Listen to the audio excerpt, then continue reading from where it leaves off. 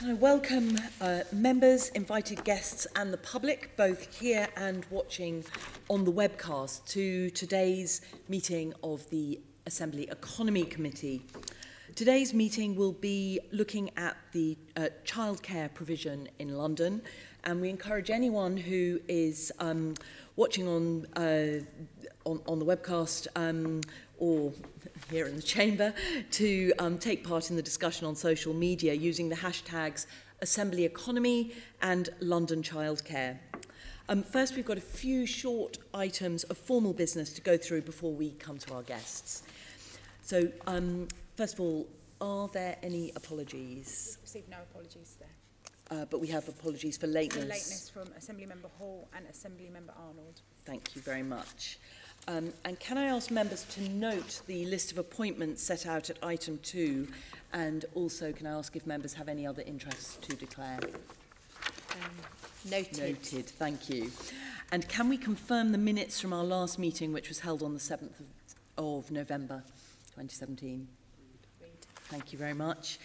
And can we note the outstanding list of actions? Noted. Noted, excellent. And can we note the findings of the report Helping SMEs to Thrive, which was agreed under delegated authority by our previous chair in consultation with party group lead members? Noted. Thank you. And that brings us to today's main discussion item on the provision of childcare in London. And can I now welcome our guests? We have Penny Fisher, who is a senior OFSTED inspector.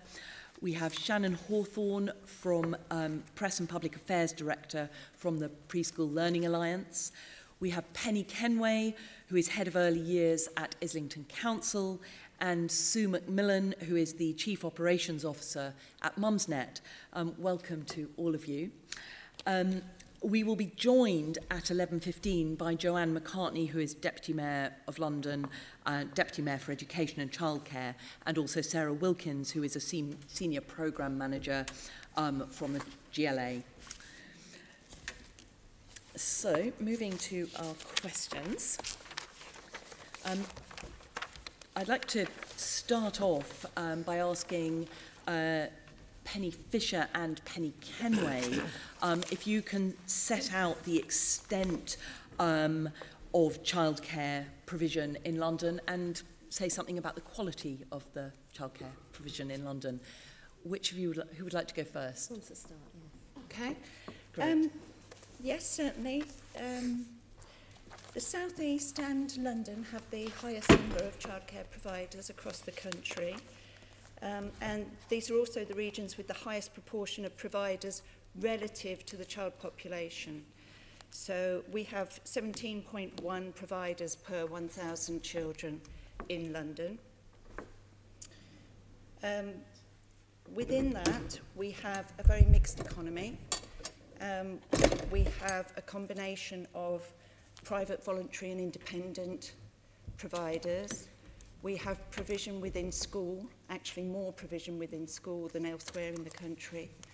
We have a high proportion of home child carers. And within the private, voluntary and independent, we have about 35% nursery and preschool and 65% childminding.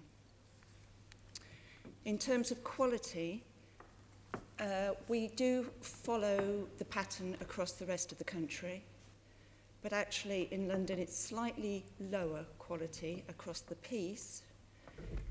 We have very good quality in terms of maintained nursery and primary school provision, but actually when we come to the PVI, we're slightly lower in terms of the quality of our nurseries and preschools, but only by 1 percentage point.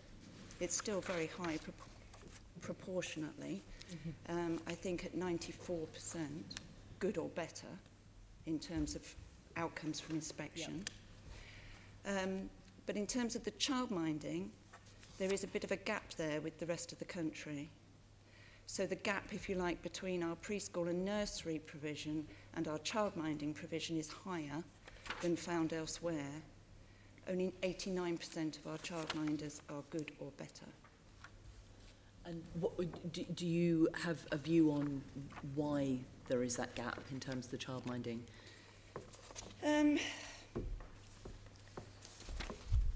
It's difficult to say. I mean, obviously childminders work in their own homes. They're a very mixed group. Perhaps in terms of advice, guidance and support, they're a more difficult group to reach. And I think when we look at inspection grades, when we talk about settings or childminders that require improvement, we're looking at the learning and development aspects of their care, perhaps not matching those grade descriptors for good.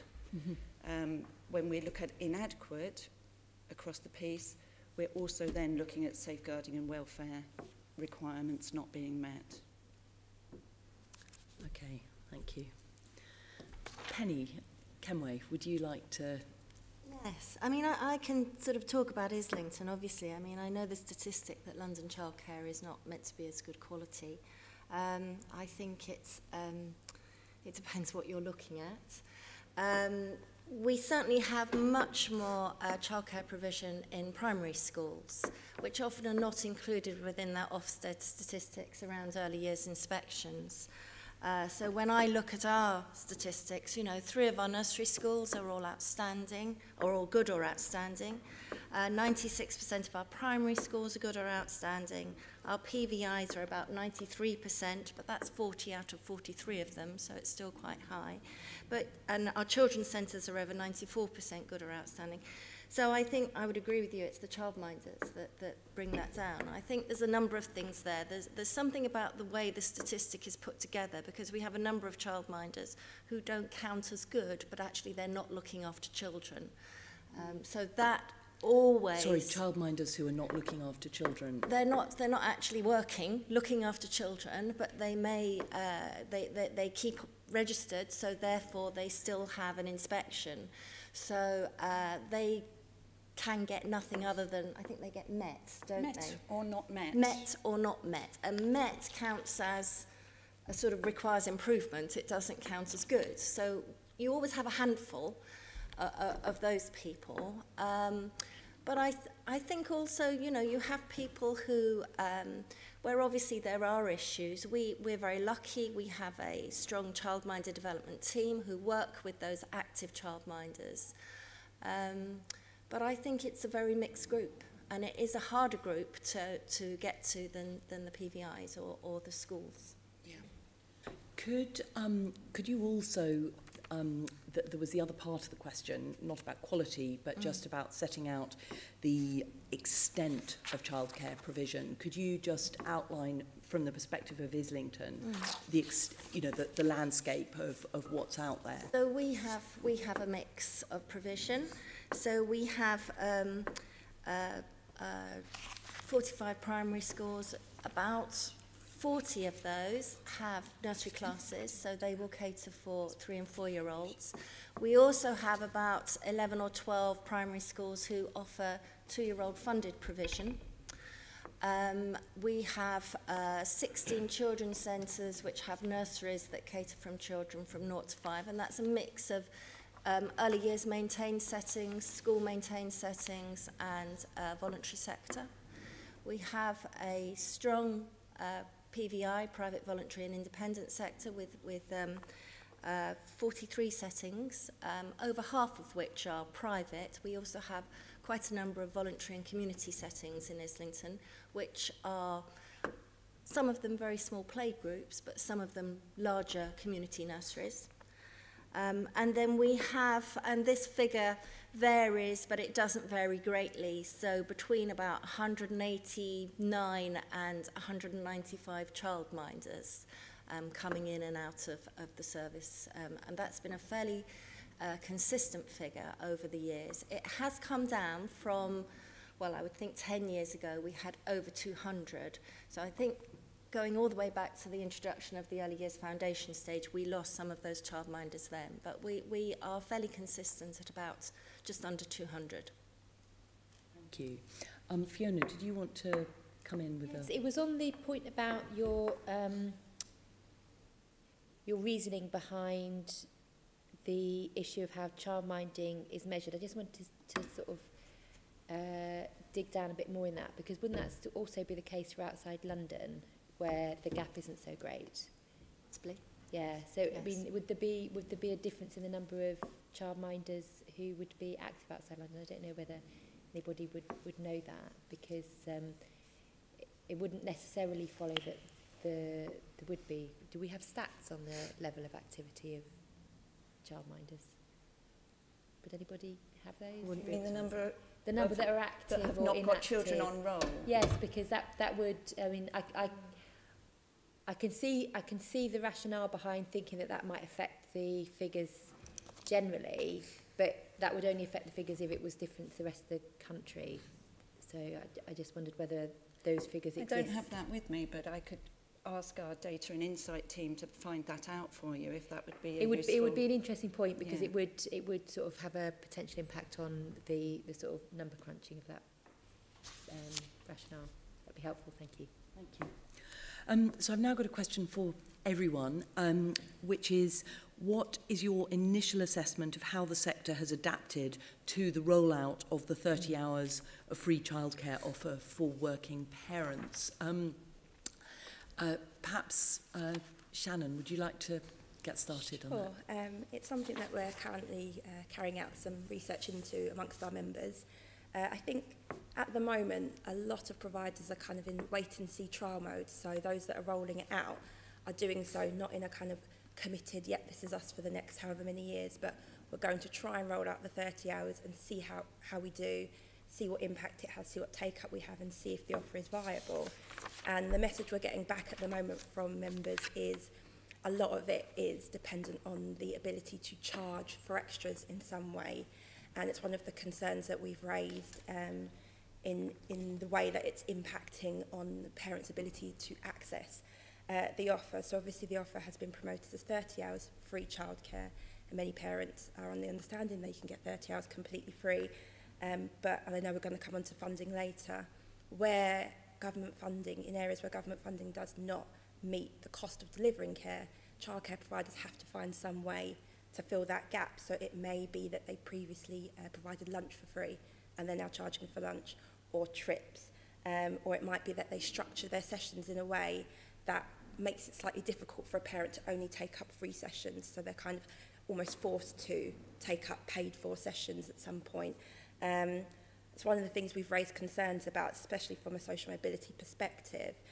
We did note that the original guidance put out by the Department for Education in April this year made it clear that the 30 hours is supposed to be delivered free. Providers can charge for meals and snacks, but it can't be a condition of taking up the offer. So you can say to a parent, you can bring in a packed lunch or you can pay for your meal here, but they have to be given the choice. And then in July, the same piece of guidance was updated to say, and this is a quote, parents can expect to pay for any meals offered by the provider. So there's been this shift from promoting it as a free offer to saying, well, actually, you're probably going to have to pay something. And there's been a slightly confused message going out. I had an email from a parent saying, this is an email that came directly to me, I have 2 young children and have just come back off maternity leave, so I know only too well the cost of childcare. So imagine my excitement to hear about the introduction of 30 hours free childcare for my eldest child. Come September, only to find out this won't actually mean much of a saving for us. The nursery where both of my children attend are applying a surplus charge of £16 per day for an 8 to 5 p.m. day for my 3-year-old, despite him getting the free 30 hours, saving us very little despite the hours doubling from 15 to 30. So there's this real confusion in how the offer's been promoted versus how parents are receiving it. I put that actual instance to the DfE directly to ask, essentially what that setting was doing was giving a two-tier contract. So they were saying you can have completely free sessions, but you're basically at the back of the queue for all the sessions, so you will come to you last in terms of confirming what sessions you want. Or you can pay us, and you can get your pick of the sessions. And this parent was saying that's not really a choice at all, So I put that off to the DfE, and I said, I can't really find anything explicit in the guidance. Is that okay? And they said it's up to the local authority. So I think there is a real issue around charging and the confusion on the offer. I think also we've had issues where parents are confused around the 30 hours. So the 30 hours is term time only, it's 38 weeks of the year, but it's not been clearly advertised that way. And I think a couple of weeks ago there was an Observer article where the Advertising Standards Agency had actually said that advised the DfE to change their official website to make it clearer that the 30 hours didn't run throughout the year, because what you have is a lot of providers, what they call a stretched offer. So the offer is 1,140 hours a year. If you split that down into 38 weeks, that's 30 hours a week. A lot of providers are doing a stretched offer, so they'll offer it all through the year, but they'll offer 22.5 hours a week. So if you're a parent that's wants to take up 30 hours a week all year round, you get 22.5 free, and then you pay for the additional ones. And that's another way that a lot of providers are trying to make it work. So if someone only needs that childcare during term time, so they actually only need it during the 38 weeks, are they able to claim it that way from providers, or are they only offered the 22 hours? They'll be offered the 22 hours. Right. Yeah. Okay. So that's and it's an issue that's coming up in parental complaints and things like that. So in the DfE guidance, the providers are able to offer it as they see fit. So if they're only offering it in that stretched way, they don't need to then top it up to meet that parent's 30-hour need, if that makes sense. Can I bring in Sue here from Mumsnet? I mean, can you give us a perspective from parents encountering this new provision? Yeah, absolutely. The first thing I'd say is for some people it's working and it's fine. And there are some nurseries who've found a way to make it work, and some parents are seeing a reduced cost of their childcare as a result of it. Those same parents would say, please don't call it free. It's not free, it's a subsidy, but it is working. There are a lot more parents who are having a whole lot of problems with it. Nurseries charging add-ons is something that's talked about on Mumsnet a lot. You know, our users know that they're not allowed to make it a condition of getting the free hours, but they say some nurseries are doing that anyway, and they just have to accept that and pay for it. We have some nurseries just not offering it at all. I was reading a comment from a user the other day who was talking about the fact that in her area she was actually considering using 2 different settings, offering each 15 hours in one setting, 15 hours in the other, and having to go in her lunch hour and transfer her kids from one setting to another. There's other users talking about how prices have gone up for 0 to 2-year-olds as a result, to cross-subsidise the fact that the nurseries can't make the 30 hours work. And people that are not entitled to the 30 hours saying their prices have also gone up as a result of it as well. There's also users talking about how some nurseries just aren't advertising the fact that they're doing it. So if people ask, then the nurseries will see if they can roll out to them, but they're not making it obvious to all parents that it is there. And certainly a lot of our users aren't clear that whether they are or they aren't entitled to the 30 hours. And lots of problems with the operational aspect of it, so the fact that you have to go on the website and get a code, and people being locked out and not being able to get back in and having to reconfirm. There's lots of problems around that. And I think just to read out an actual comment from a user, we've just had a letter from DS, that's Dear Son on Mumsnet, sorry for the jargon, Dear Son's nursery about the 30 hours free childcare we'll get from September. We currently pay £626 per month for a full-time nursery place, which includes a discount for the 15 free hours. Due to a revised pricing structure, the monthly price for a full-time nursery place that includes the 30 free hours will be £636.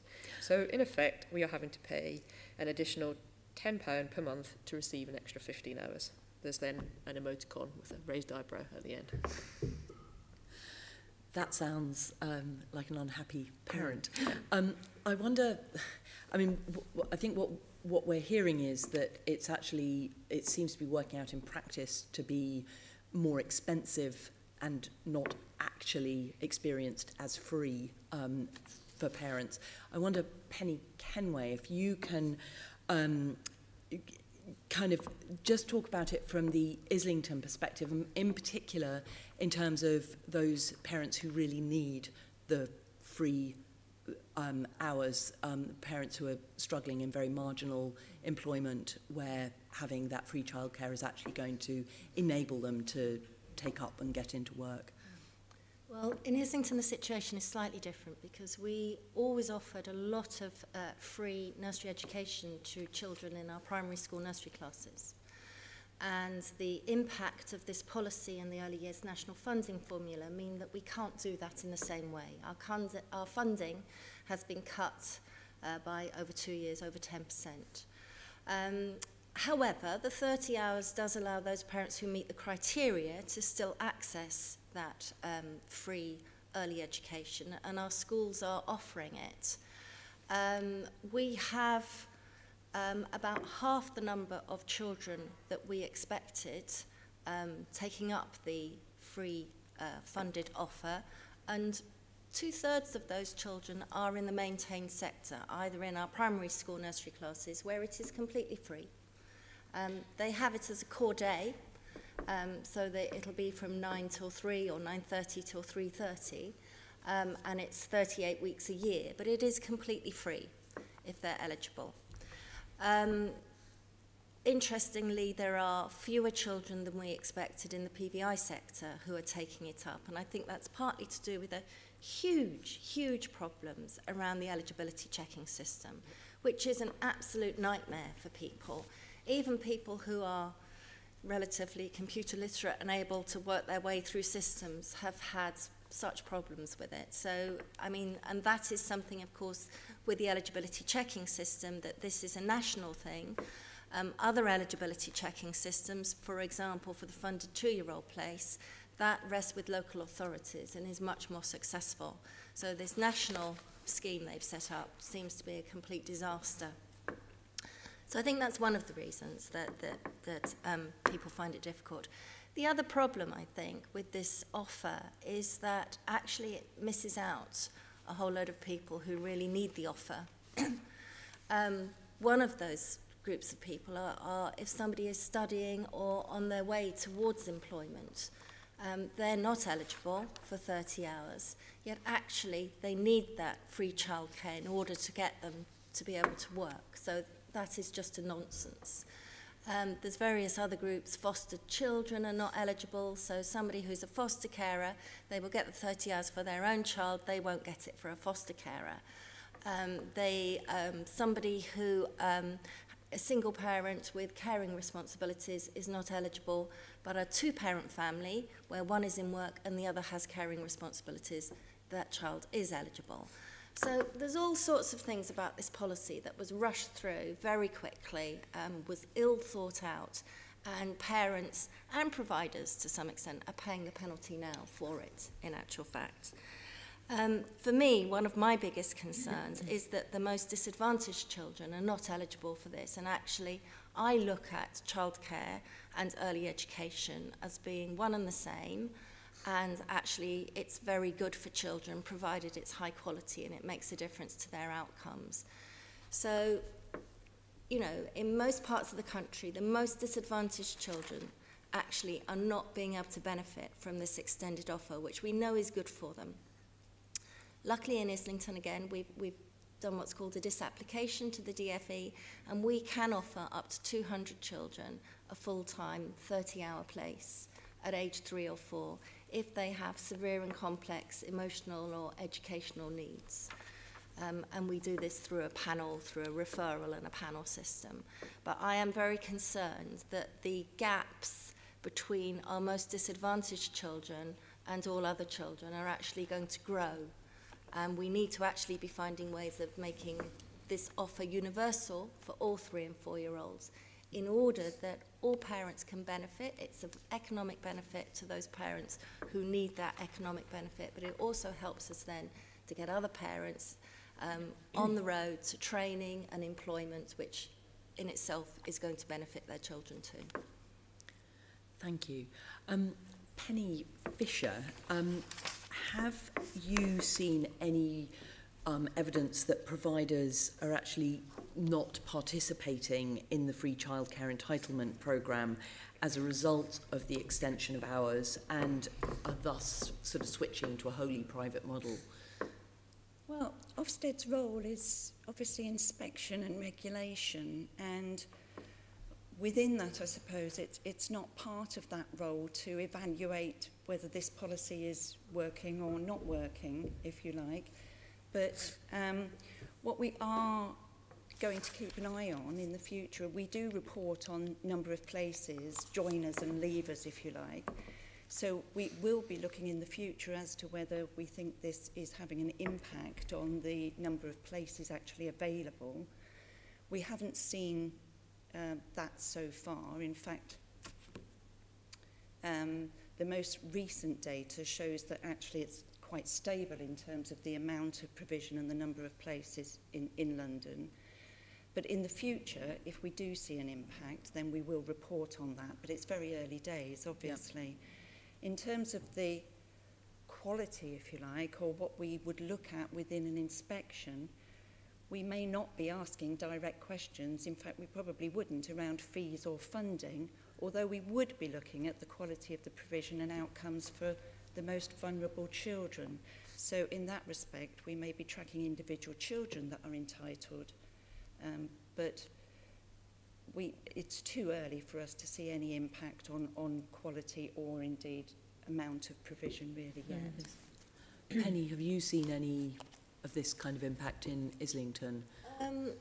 No, we've actually got a very high level of providers who've participating in the scheme, over 91%, which is really very high. But we've done a lot of work to try and engage them and get them on board. But, you know, at the bottom of all of this is affordability, really, and the cost of providing childcare, particularly in inner London. And if you want high quality and you want staff with good qualifications, which, again, we know makes a difference, you know, costs are high. And, you know, we have a very, you know, childcare is a very sort of second-rate, really, social policy in this country, isn't it? And is not funded to the same extent as it is in many other countries, European countries. In Islington, we offer additional subsidy to families for childcare. So our own settings will people can get their 30 hours, but they can also buy extra hours, and their fees are dependent upon parents' income, so we assess income. But the council has made that decision to subsidise childcare because we know, first of all, how unaffordable it is for many, many parents, so they need some additional subsidy. And secondly, you know, we want parents to be working, and this is a way of us helping working parents. But I think it is too early to say about whether people are going to leave the scheme altogether. People are giving it a go, but I know it is very difficult in terms of, you know, what your free hours are and then what is charged for other things. Sean, you wanted to come in. A quick question to Penny and Kenway. Penny, you made a comment that the most disadvantaged children are not eligible. Could you give me an example or sort of illustrate that for me? Yes, of course. Well, if children are, if parents don't earn between a certain amount of money, I think at the bottom end it's about £6,000 and at the top end it's 999,000. So either one or both parents have to be earning between that amount of money in order to qualify for the 30 hours. And it's quite complex, the sort of, I mean, I've not done the application myself, but I understand from my colleagues who help parents in the Family Information Services that it's a very complex thing. And most of our disadvantaged children, so our children on free school meals, many of whom will be children with additional problems and issues as well, they're not going to be eligible. We're working very hard with those families to support them towards eligibility. So we do a lot of work with families to, if they're eligible for a funded 2-year-old place, which of course is the opposite criteria. Those are for low-income families and families who are not working. So we like to work with those families in order to support them so that their children become eligible for 30 hours when their child is 3 or 4 years old. But that's a process and it takes time. And this is a very new thing. And as you said, you know, it's really a bit early to say about how successful we can be with that. Okay, thank you. Thank you, Chair. Fiona, can I bring you now to look at the 15-hour extension impact on childcare provision for disadvantaged children? I think this is obviously sort of a natural move into this area of the discussion. We're quite interested in whether there's any evidence that providers might have stopped offering the 15-hour free childcare, not just simply the fact that people aren't entitled to the extension, but is there any evidence that providers have stopped offering 15-hour free childcare to low-income families and instead have started only offering places to those who qualify for 30 hours? I don't have any evidence of that yet, but again, it is very early days, and our 30-hour offer is quite is lower than we thought. So actually, we don't have. People will take whatever they can in terms of a child who wants 15 hours or who wants 30 hours. So we don't see that at the moment. I suppose potentially it could happen. It could happen. I mean, we have very little engagement from the private sector in the funded 2-year-old offer. And I think it could be, that diminishes even more, because those are a group of children who are not going to, parents are not going to be buying additional hours. So it could be that diminishes even more. But again, I suppose in Islington, we have such a lot of our funded 2-year-old provision in our maintained sector, children's centres and primary nursery classes. Luckily, we're sort of ensuring ourselves against that. Yeah. I don't know whether... Yeah, I mean, I sort of go on to the next question because it sort of relates directly to the sort of issues you raised around, and then I'll come back to others on the first point. How can we boost take-up among 2-year-olds from low-income families? I mean, because I mean, this is one of the sort of crucial things. How can we actually boost that? Is it simplifying the process? Is it sort of making families more aware? I mean, what ways can I think it's a number of things. Increased? I think that I mean, in Islington we're quite high for inner London. We had over 70%, although we've dropped back down again to sort of the mid-60s, which is quite high for inner London. It doesn't compare to the rest of the country where they have higher amounts. I think there's a number of issues. I think one of them is cultural. I think it is quite difficult for some families to think that, the 2-year-old 15 hours is necessarily a good thing for their children. They're very used to looking after their own children. They come from families and traditions where that is what you do. And so I think we need to be, and we are in fact working much more with those families. We've got a parent involvement officer who we're really trying to target those families. From what we know about it as well, people want the nursery they want. And if they can't get in, and of course you cannot have, endless provision in one place. If they can't get in, then they tend to say, oh, well, I'll just wait until he's 3 then. And my view on counteracting that actually is to do much more work about the benefits of the 15 hours for these disadvantaged 2-year-olds. In Islington, we've now got 2 sets of data where the funded 2-year-olds have now gone all the way through the early years and had their foundation stage profile results. And what we see is children who had a funded 2-year-old place do much, much better than children who didn't have a funded 2-year-old place who might have been eligible, so the free school meals children, by the age of 5. I mean, it is really quite significant.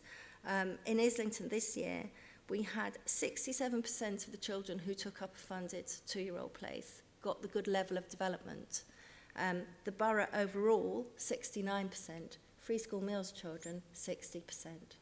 That is showing me what a huge advantage that funded offer is to those children. And I think, if we can have more of a national campaign about, this is only 15 hours. You're not leaving your child all week. It's not a sort of 8 till 6, 5 days a week. It's only 15 hours. If they're in good quality provision, the evidence shows us this makes a huge difference to their outcomes at age 5 and will continue to make a difference throughout their educational lives and beyond. And I think we need to be using that as an argument much more. And I hear nothing. I hear nothing either at regional or at national level of that data being examined, which I think is a huge missed opportunity. We examine the data at a local level, and I'm sure other local authorities do. But I think really, the government have got that data. We know which children went through that provision. I think we should be looking at that and analysing how well they're doing. And the findings of OFSTED surveys would absolutely support what you've just said. Yeah, and I think it is this fear of not understanding what we mean by early education for 2-year-olds as well, potentially puts some families off, this idea of formal learning. And also local authorities are telling me, again, it's around the complexities of the form filling. And then if you do receive a funded 2-year-old place, it doesn't necessarily then commute into a EYPP funding, and so you're continuously having to look at different funding streams and filling out forms, which is difficult. It's difficult for anybody, and it's probably more difficult for those particular families that we're hoping to target. I appreciate from Ofsted's point of view you would have frameworks in which you sort of undertake inspections, but would the provision of the 15 hours and whether it's still out there, would that be something that you'd pick up in your inspection? No, I would have no evidence on that.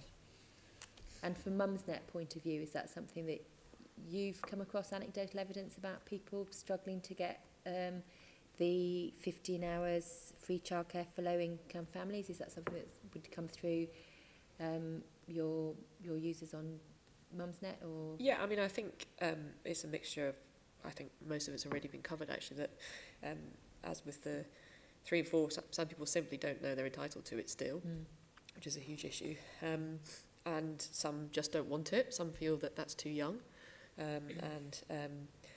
I think the other thing is 15 hours, 38 weeks per year. So I read someone said, show me a job which involves working 15 hours, 38 weeks per year. And, you know, if you then pay for childcare on top of it, low earners, it just doesn't make sense to go back to a job which, you know, one user saying I'd get £20 a week more than my childcare costs would be. And then I think also there's only a limited number of places offering it, so if that's not convenient to you, you can put all of those things together. It does make it quite tricky. Thank you. Shannon, is there anything you want to add to this?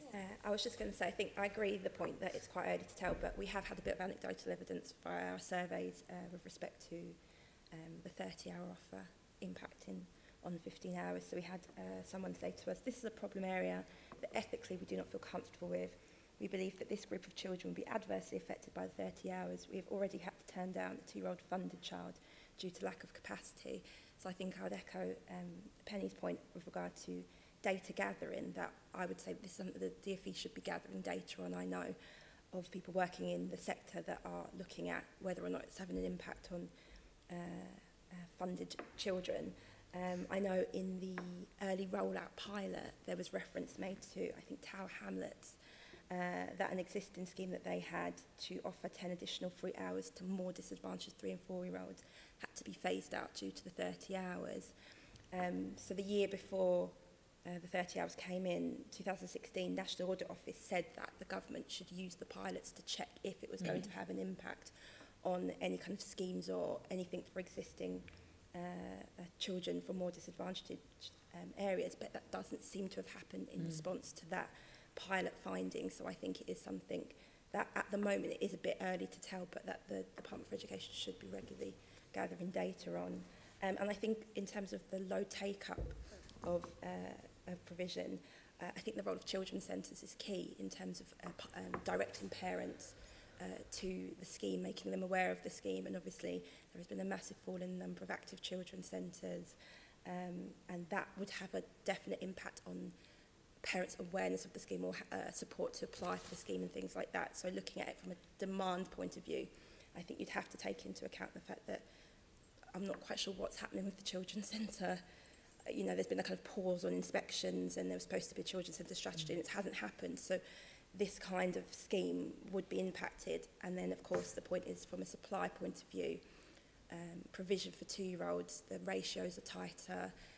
2-year-olds from more disadvantaged families may have additional needs, so it's a very expensive type of childcare to offer. So if you are a provider struggling financially, you may find it difficult to continue offering 2-year-old funded childcare. So it may be that in the kind of months and years to come, we do see more of a kind of stronger impact. Yeah, and finally, before I sort of hand on to my colleague.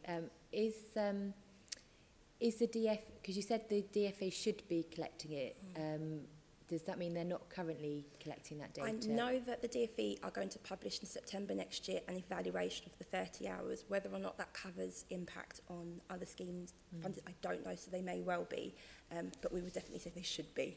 Okay, Yeah. thank you very much. Thank you. I'll now bring in Sean to look at the challenges to the delivery of the government's 15-hour free childcare extension. Thank you, Chair. If I could just start with Shannon and Penny Kenway. What has been the impact of the new funding formula on providers in London? Happy to kick off. Go. I would say very varied.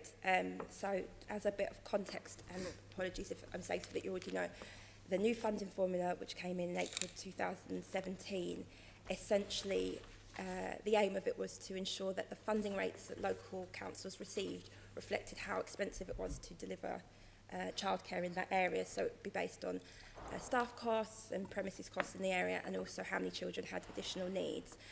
So with any funding formula, there were some people that won as a result of the formula and some people that lost. So I think Penny referenced Islington having a fall in funding, and I kind of had a look across the London boroughs, and on the whole, the trend seems to be that the formula impacted inner London boroughs by decreasing their funding, and quite a few of the outer London boroughs actually had an increase in funding. So obviously, depending on where you're based, it will have a different impact. And then within that, there were changes to the way that local authorities passed funding on to providers on the front line. So there is now a 93% requirement that local authorities pass on 93% of the funding they receive from government to providers, which wasn't previously there, and that will go up to 95% next year. As Penny referenced, local authorities can put an argument to disapply from that, to say we actually need a bit more money to held centrally for a particular scheme or something like that. So in terms of London, it's incredibly varied. So I took, for example, Camden I had a look at. So their 2016-17 rate, as reported by DFE, was £9.46 per hour. So that's the money that they were receiving from the DFE, not necessarily money they were passing on. And then last year that fell to £8.98, and then next year that will fall again to £8.53. But then the money that they're actually passing on to providers on the front line then varies again, depending on whether that provider is PVI, which gets the least, or a nursery school, or a maintained a primary school nursery class. So essentially it's incredibly varied. I would say that for those local authorities and providers that are seeing either a fall or a kind of freeze in funding, it's incredibly difficult, because what you have to bear in mind is that this is coming on the back of many previous years of very little increase in funding. So these are a lot of providers that were already struggling that have now been asked to roll out a scheme on frozen funding or less funding. So what we're seeing at the moment is, and this is nationwide and not just London, a real increase in providers closing. And again, this is anecdotal evidence, and it's something that wouldn't take a while to sharpen, for example, OFSTED statistics. But providers that have been running for 30, 40 years that have said, we just can't make it work. We were struggling anyway, and this is just the straw that broke the camel's back. On the other hand, as the point that Sue made, if you're in a local authority, for example, Richmond upon Thames, who in 2016-17 had a funding rate from government of £3.99, and by next year that will go up to £5.61, which is essentially pretty much the maximum it can do. You might be thinking, this is great, I'm very happy with this new funding formula, it's worked out really well for me. So I think it really is very much varied in terms of the area that you're in, and the type of provider you are in that area will very much define your experiences under the new formula. For those that are seeing a decline, it would be, I would imagine, an incredible struggle if you think business rates are going up. Next year, the national living wage is going up again, the national minimum wage is going up again. All of these costs are rising, and yet the overall amount of money coming to the early years sector is frozen until 2020. So there's no instance of the government saying we'll kind of track inflation and we'll increase the money every year. It's just flat. And I think in the House of Lords, last year there was a question asking the government if they would do an annual formal review of the funding, and they said they'll keep an eye, but there's no formal review planned. So that's something that we're kind of pushing against, to say if you're going to have a scheme running over several years, you have to make sure the funding is keeping up with rising costs, and at the moment that's not happening. So in Islington, we are one of the boroughs that have seen a decline in our overall rate coming into the borough, and that's quite significant. At the same time, the introduction of the national funding formula actually required you to introduce what's called a single funding formula. So we have a base rate which is the same for all providers, and that makes up 90% of the funding rate. And then we have one additional factor, which is around disadvantage, and that is the only additional factor that we have. So we can give a little bit more to those children who are disadvantaged, and that's around free school meals and pupil premium. What this has seen in Islington is a transfer of over £1 million from the maintained early years sector, who cater largely for disadvantaged children, to our private sector nurseries. And Islington being the sort of place it is, and I completely acknowledge it's not the same in other parts of the country, but our private sector nurseries cater for a very different group of parents. Islington is a borough of two halves. We have some very poor children and we have some very rich children and families. But I suppose for me, some of the irony on this is that there is a lot more funding that's now gone to the private sector, and it's come out of that maintained sector, particularly the maintained early years sector, so our nursery schools and our children's centres, who actually have over 30% of their intake are the disadvantaged children. So although we can add a little bit extra, it doesn't really make up to what we were able to fund them before, because they have a cohort of children with greater needs, and we made sure we had very well qualified staff who work with these children. I think that the disapplication process has been very useful, and we have done that so that we can, as I said before, we can save some of that funding and make sure that some children from disadvantaged backgrounds can have a full-time place at age 3 or 4. However, the government only promised us 2 years of disapplication, and we're coming up to the 2nd year, and we don't yet know what will happen after that. They've said there's unlikely to be any more opportunities to disapply.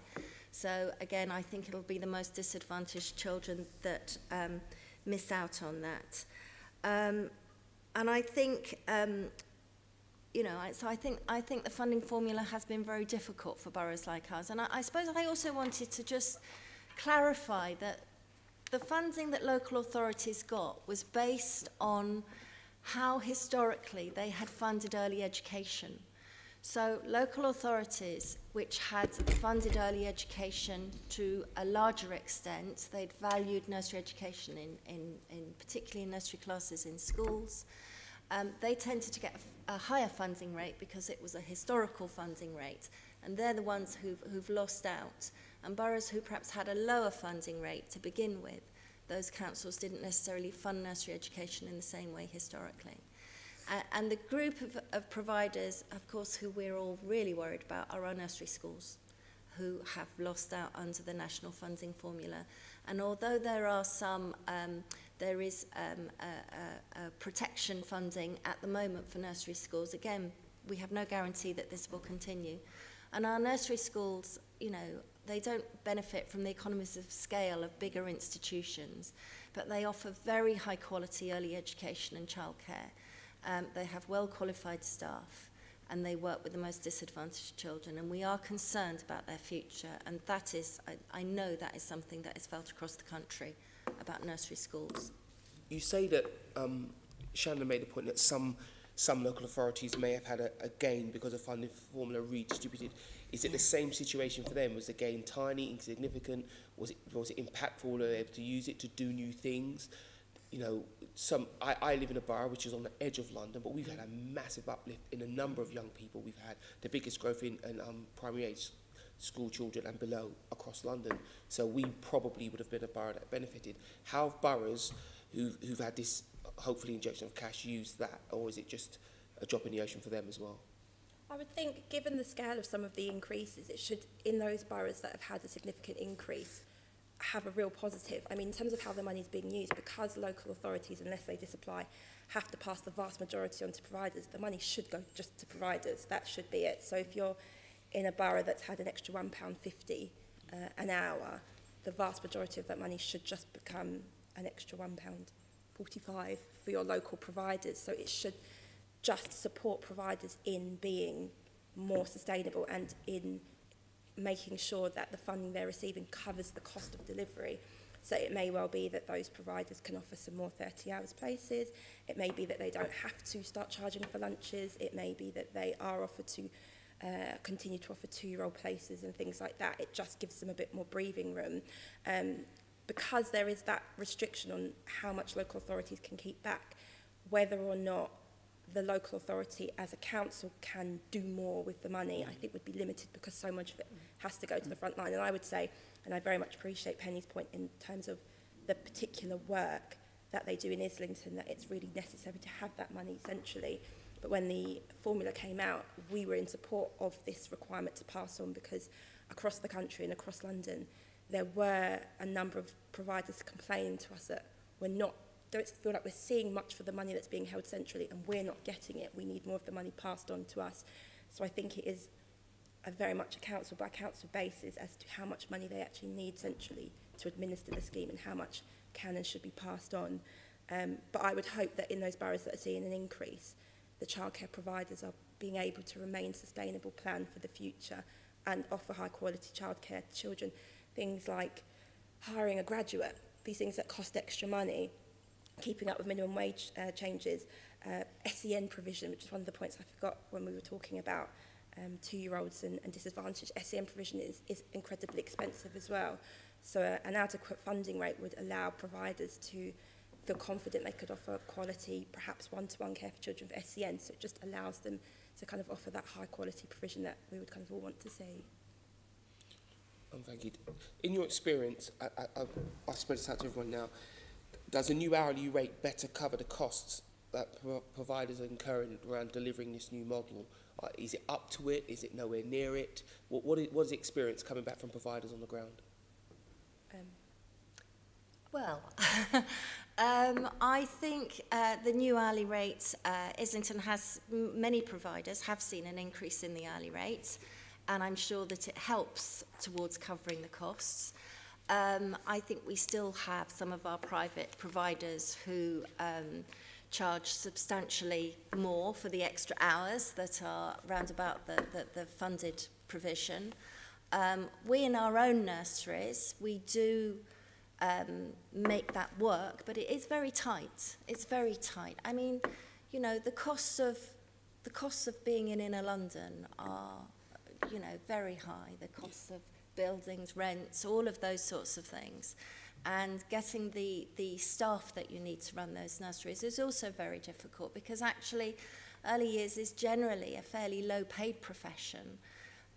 People can't afford to live in inner London if you're low-paid, but neither can you afford to commute in and out of London. So it is a problem, and I think that while the increased rates are obviously going to help, I don't think, in my own opinion, it's not funded sufficiently yet that we can really be reassured that we've got good quality nursery provision that can be inclusive and cater for all, regardless of how much parents can pay.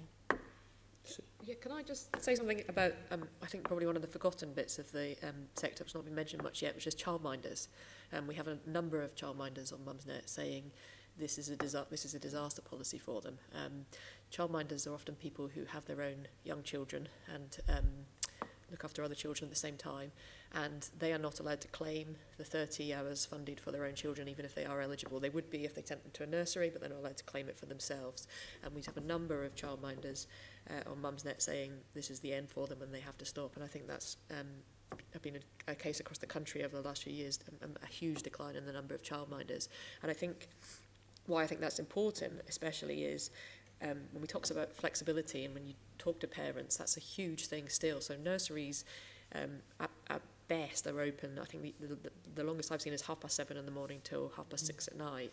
If you live in London and you have a commute of even half an hour to an hour, that's hard. I mean, you know, I see when our own workplace, the terror of parents at the end of the day, worrying that if anything goes wrong on their commute, getting to the nursery even a minute, 2 minutes after it's closed. You know, in many ways, childminders would be a better option for some parents, and it's a part of the sector that's really struggling, and it was struggling even more so since the introduction of the 30 hours. So I just wanted to mention that. Okay, and so again, Sue, a question directed to you. I've heard the comment that additional hours are charged. Parents are having to pay for additional hours.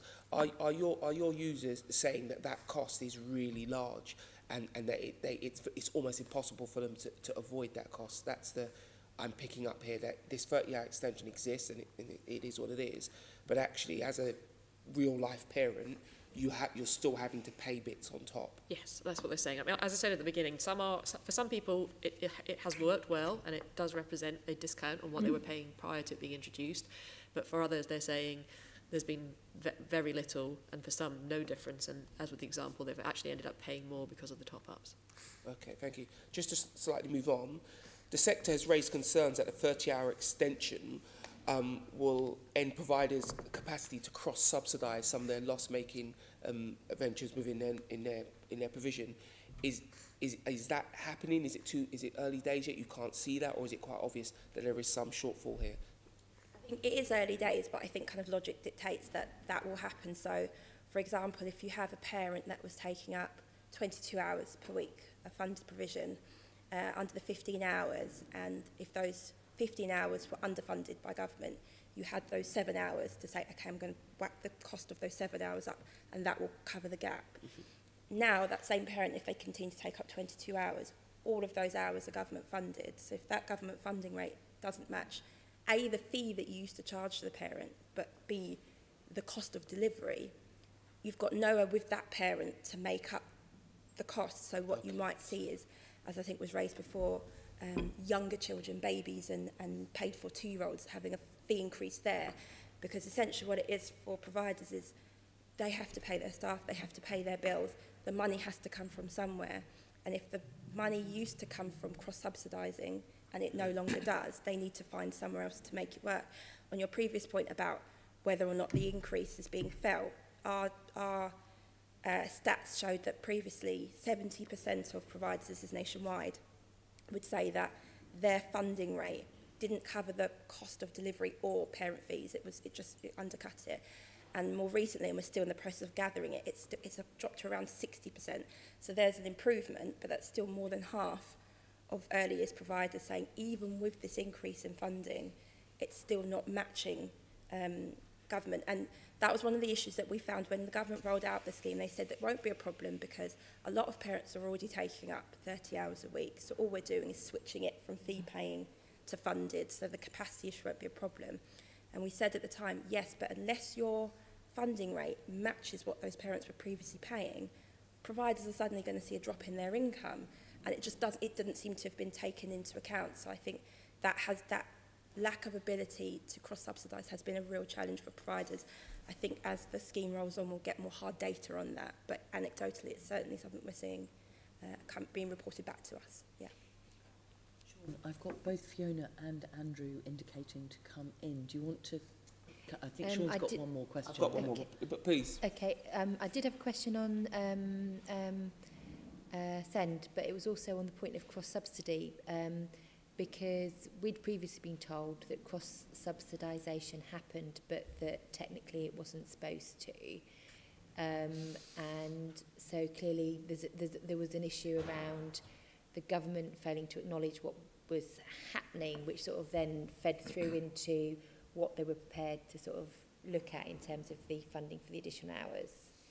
In terms of cross-subsidisation not being meant to happen, I don't know if you mean that it's not allowed or it shouldn't... Or that technically the government discouraged, or there were rules in place to stop people cross-subsidise, having a policy of cross-subsidisation. I think it's probably top-ups. Yeah, I think it's so there's kind of two routes. You might have, say, for example, a childcare provider who gets £4 an hour from the government, but it costs them £5 an hour deliver care. They can't say to that parent, well, you need to pay me that extra Yeah. pound. That's what's not But allowed. they basically charged it through the additional Yeah, hours and the but cost if, of those hours. yeah, if you say, I get £4 an hour, for every additional paid for non-government funded, I'm going to charge you £5.50, that's completely fine. That the provider has the right, and it's in government guidance, that they can charge non-government funded hours as they want. It's a private matter between the parent. And so, again, it's this grey areas in the government guidance, and it's providers, in order to remain afloat, having to find ways to make it work that are within the rules. So no, providers aren't allowed to pay top-ups. They aren't allowed to say to parents, can you cover the gap? But they are allowed to charge for additional hours or lunches, etc., as long as it's not a condition of doing so. I think the issue with the 30 hours is that the government never really acknowledged how underfunded the 15 hours was. And when we released something in partnership with an independent research company called CEDA, end of 2014, a report called Counting the Cost, that showed that there was approximately 18% shortfall in the 15 hours, and the government responded to say it was nonsense, which you can imagine how we felt about that. But and I think rolling out the 30 hours without kind of acknowledging, well, we're in this kind of deficit already, is what's led to the problem now. So because there was a kind of denial of the extent to which providers were relying on cross-subsidisation, it wasn't taken into account when putting together the 30-hour model. It feels a bit like the business model had adjusted to sort of, that people were using this, their business model had adjusted, and the 30 hours effectively undermined a slightly creaky but business model, but one that was actually effectively working, which goes back to Sue's point about people actually ending up having to pay more in some sort of capitalist kind of approach to having additional free childcare. And it's what Penny's point was that it was quite a rushed policy, unfortunately. Yeah. So there wasn't the time taken to kind of analyse how it worked, how business models worked, and then to build a policy on that basis. It was, parents will love this, let's roll it out. Yeah. And then we're kind of now looking at the problems retrospectively, which is obviously not the best approach. Can I ask my additional question on SEN, or does your question relate to this point as well? No. No, okay. Shannon, you mentioned the cost of special educational needs to providers. All three committees I'm on at the moment have very recently done sort of work on, or doing sort of undertaking work on early years. One of the issues that came up at the education panel, I think it was the education panel, was around, it might have been the health one, about children with special educational needs and whether they were actually denied places in childcare because people couldn't cope with their needs. So are you suggesting there's also a sort of financial thing? So it's not just that they don't want to have the responsibility, it's actually that financially they can't Very much so. Needs. Yeah, our feedback is, I mean, as the point has been made, early years in childcare is very low pay, low profile. People don't get into it for the money, they get into it because they care about children and because they want to help children get the best start in life. So I think you'd be very hard pressed to find an early years provider that felt comfortable or happy saying to a child with special educational needs or disabilities, we can't have you. What it is that the cost of delivering quality care to a child with additional needs, and that includes very tight ratios, liaison with other agencies and things like that, is incredibly expensive. So if a provider does not feel comfortable that they can meet those needs, they are then put into a position that they have to say, I'm so sorry, we can't. And I know we've been part of panels and groups where from a parent perspective, and it's absolutely right, it's not right that a child with a disability or special educational needs is denied the care that a peer would have. But from a represented provider perspective, it's an incredibly difficult position where if you don't feel you can actually offer the care and provision and education that a child needs, that you say yes anyway if you actually can't do so. So it very much is a financial problem, yeah. Okay, thank you. Can I just add to that? Because there is, under the national funding formula, we can now create inclusion funds for children with special educational needs, which actually we had one in Islington before that. So that's, again, a block of funding that providers can then apply to us for additional funding in order that they can meet the needs of those children with SEND. But the money is very tight. the amount of money that we have to give to that has risen from, and I remember it well, it was about 30,000 about 10, 15 years ago. It's now over £500,000 a year, because the incidence of special educational needs has also grown dramatically. But it is a problem for providers, and it's a problem for us ensuring that we have sufficient funding, that all of those providers can support those children well. It's also a training issue, of course, a training and development issue, and we work on that too. But it is difficult, and we know that children with SEND, their families find it harder to access childcare. Thank you. Can I just add to Penny's point about the inclusion fund, because it was something that providers came to us about. So it's money that a local authority can kind of pull from their early years funding block and their high needs funding block. But the guidance is quite loose as to whether it's taken from both or one or the other. And what we did have was providers saying to us that my local authority is now taking all of the SEN inclusion funding from the early years funding. So essentially we're getting this extra SEN money, but our early years funding rate has gone down. So it's kind of just, we're getting the same amount of money.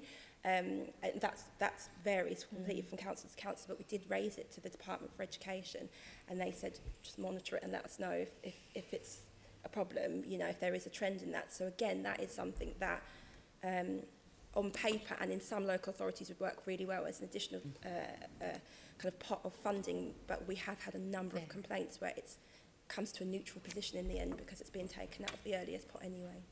Thank you.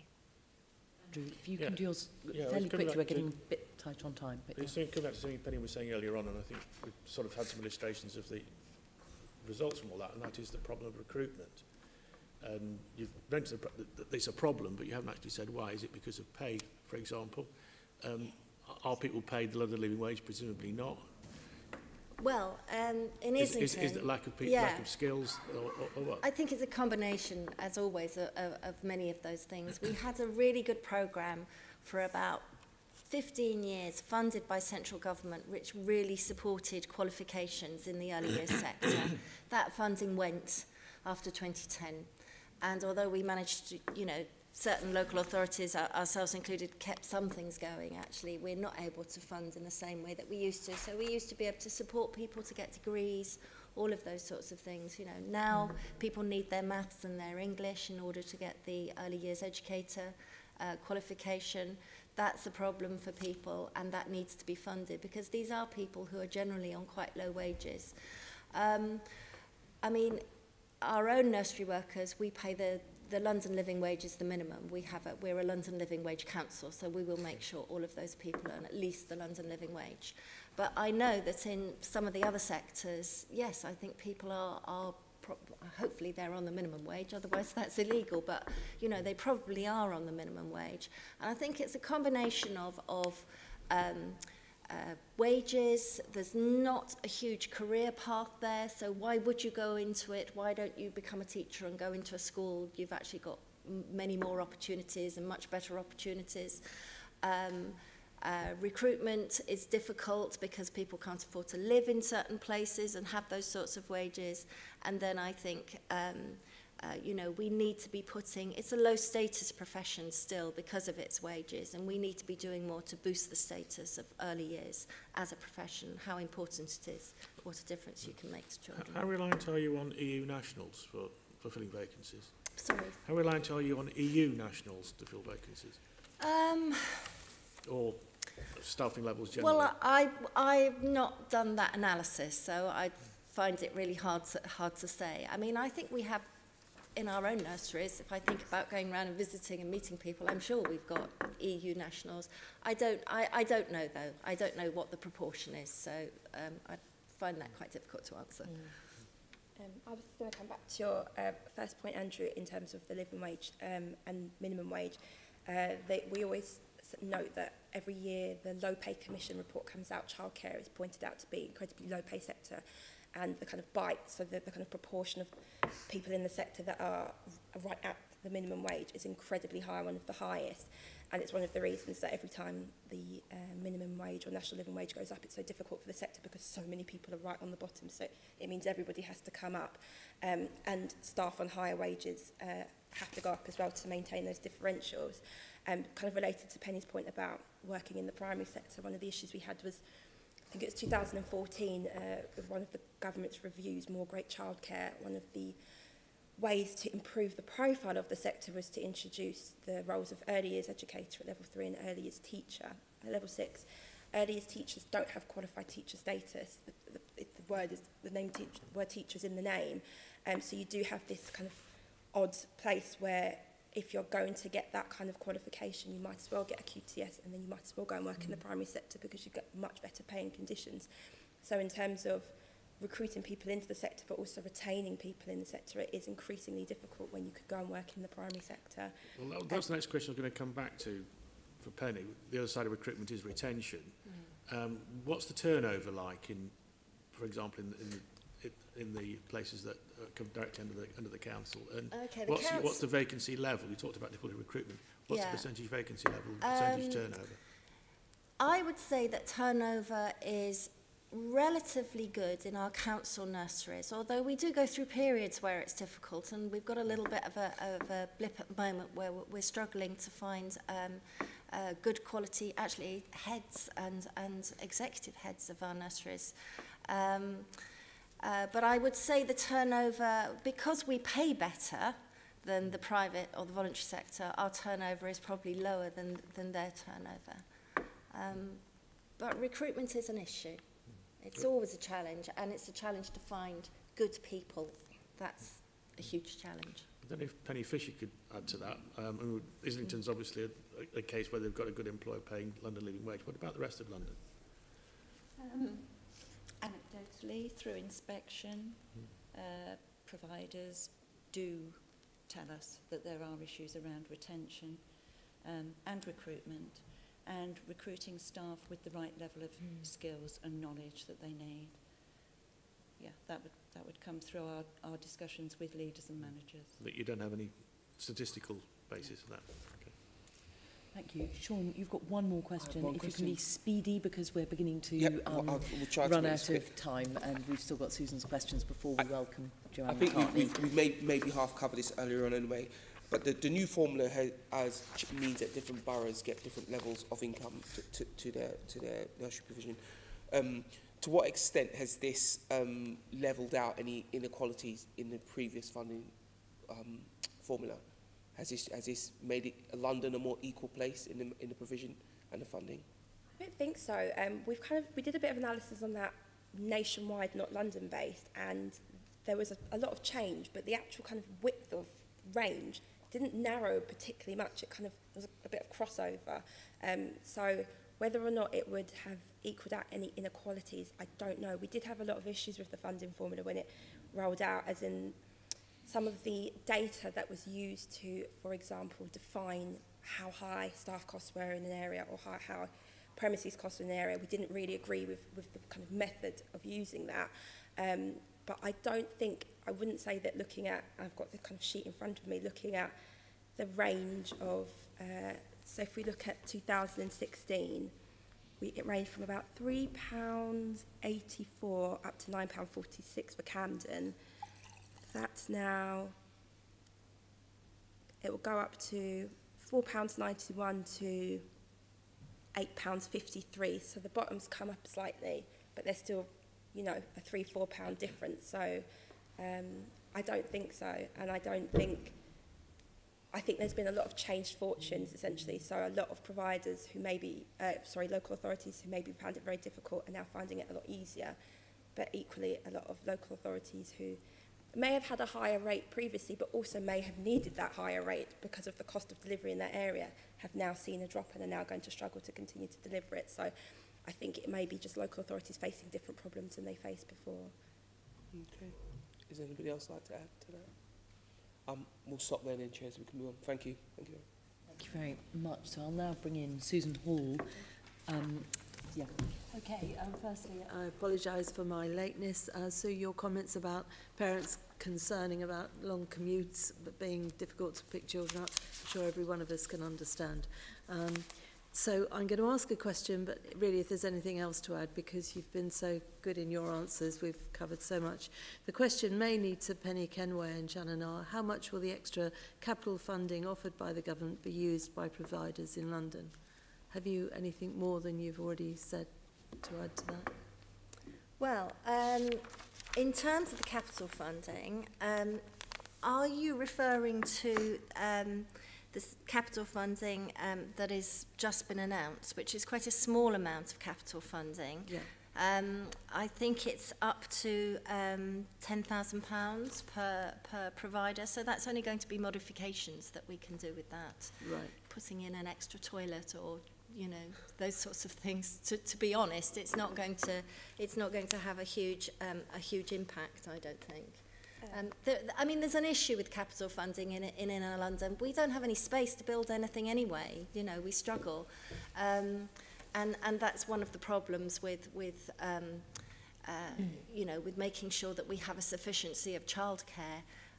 We have to use our existing buildings and find ways of trying to get more children into them while maintaining decent spaces for them, particularly outside spaces. I dare say it's not the same elsewhere in the country necessarily, but in inner London it is a problem. Yeah, I would agree with that. I think there's the two bits of capital funding. I think Penny you're referring to is the delivery support fund, the recent one. So you had the kind of 100 million capital funding announced a while back, which was supposed to create 18,000 places, and then more recently a very small pot of funding. We said at the time of the original funding, so the 100 million, 18,000 places, and this is nationwide, is positive, but when you look at the fact that 30 hours is supposed to, they're going to be 390,000 children eligible. CEDA, the independent research agency, put it more at 500,000. It's still a relatively small number. And in terms of the more recent capital funding that the government announced, again, as Penny says, it's very small. I think the interesting thing about the recent capital funding, which is the Delivery Support Fund, is that the guidance document the government produced explicitly says it's to support the summer term. And it's one of the points that I don't think has been made yet today, is that we are in the autumn term at the moment, when the pressure on places is the least it's going to be during the year. It's going to grow throughout the year. And in creating this additional bit of capital funding, the government has explicitly in paper said it's going to get tougher as the year goes on, so we need to support councils. So I think when we're looking at what's happened so far and the trend so far, we have to kind of bear in mind not only is it early in terms of the rollout of the 30 hours, but also it's the quietest bit of the year, and the pressure on places as more children become eligible is really going to feel in the summer term. I think we've always been of the opinion that capital funding is obviously positive. Penny makes a good point that that's if you've got the space to be able to expand, but the funding rate is the pivotal thing. If you're going to support the offer, it may sound good to say we've put in £50 million or £100 million or £8 million more recently into capital funding, but if you want places to be created and to remain available for those children that need it, giving providers a fair funding rate that covers their cost of delivery is the best way of doing that. So that would be our kind of position on that. Okay, thank you. Sue, if I can ask you, in your experience, are the upfront costs demanded by providers a problem for parents looking to access childcare? And how do parents feel about the childcare deposit loan? I don't have much to say about that, actually. It's not something that's come up to a great degree on Mumsnet. I think for some people, yes, of course, finding that money up front is an issue. I think there's also an issue which we haven't touched upon today that some of our users raise, which is about this lag. If you do go back to work, for example, on the 1st of September, you aren't entitled to the additional 15 hours until the 1st of January. So what on earth you're supposed to do with your children for those 3 months, I do not know. So I imagine for those people in particular, yes, the deposit would also be a major issue. As far as the deposit, I'm not sure it's well known, if I'm honest, the scheme. So that's probably all I can add on that. Sorry to not be of more help. Okay, thank you for that. If I can ask all of you or any of you, what else do you think that the government, the mayor and the local authorities can do to keep childcare provision affordable for families? And I know you could talk for hours on this, I'm sure we all could, but time is limited. So, you know, in a nutshell, what do you think? Sorry, can I make one quick point that if I didn't make, our users wouldn't be happy, which is there's a lot of consternation on Mumsnet about why childcare help starts for the majority of people at 3 years old. If you have one child, the idea that you would take a 3-year break, for some people who want that, fine, but a lot of people want to go back to work after a year. And if you're having 1-2 children, not having help with childcare costs until that child leaves to 3 could actually mean a 3 to 5 to 6 to 7 year break from the workplace. What we see on Mumsnet a lot is a lot of women, and it is sadly still, the vast majority of people are women, huge confidence issues when you go back to work after maternity leave, even after a short period of time. So if you can imagine how that feels after 3 years, 5 years, 7 years, it gets huge. And the pace of technological change at the moment, and especially affecting the workplace, means it's very difficult. And so what our users are saying is, why is all of this new additional help concentrated around 3 and 4 year olds? It feels like it was a policy, a headline grabbing policy gimmick to say 30 hours, when actually, why couldn't you spread the money you're going to put into that across from 1, 2, 3 and all the way across from the early years, and then you might not have the same issues we've got that we've found that providers have got. So that's a point that's made very strongly by our users. Why does the help start at 3 when actually we need help from 1? Okay, that's heard loud and clear. Thank you. Anybody?